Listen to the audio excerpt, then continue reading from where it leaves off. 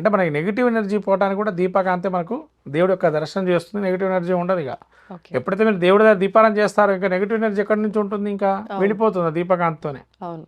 అందుకని అలా దీపారాధన యొక్క ప్రాముఖ్యం ఆ విధంగా. ఇంకా రకరకాల నూనెలు ఉన్నాయమ్మా ఇక్కడ. హ్మ్. మనము నువ్వుల నూనె కానీ నెయ్యి కానీ చేస్తున్నాం. ఇవి కాకుండా వేరే ఇతరత్ర కూడా నూనెలు ఉన్నాయి. హ్మ్. అయితే ఒక్కో దానికి ఒక ప్రాముఖ్యత ఉంది. నెయ్యితో దీపారాధన చేస్తే లక్ష్మీప్రదం అని, హ్మ్. గోఘృతం అంటే దేవతలకు ప్రీతి అని దీపారాధన చేయాలి. ఇక నువ్వుల నూనె ఏంటంటే మనము నిత్యంలో మనం చేసే కర్మసాక్షి భూతుడు సూర్యనారాయణ స్వామి అయితే కర్మ తొలగించేవాడు శని. ఆ. అంటే నిత్యం కూడా మనం అణువణువు నువ్వులతో శరీరంతో ఉండేటువంటి శరీర భాగం అంతా కూడా దేహసౌష్ఠం ఏ విధంగా వృద్ధి చెందుతుంది అంటే నువ్వుల నూనెతోనే. అందుకని నువ్వుల నూనె కనుక మనం దీపారాధన చేస్తే కర్మ దోషాలు తొలగిపోతాయి కొంతవరకు. ఓకే.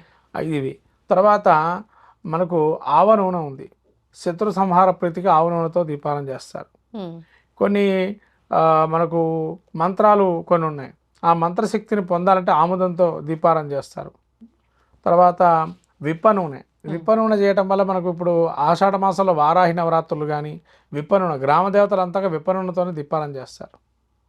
తర్వాత దత్తాత్రేయుల వారికి ఆరాధించే క్రమంలో చేసేటప్పుడు చందనాది తైలం, చందనము మిశ్రితమైన తైలం ఉంటుంది, నూనె ఉంటుంది. ఆహా. దాంతో దీపారాధన చేస్తే శీఘ్ర ఫలితం వస్తుందని.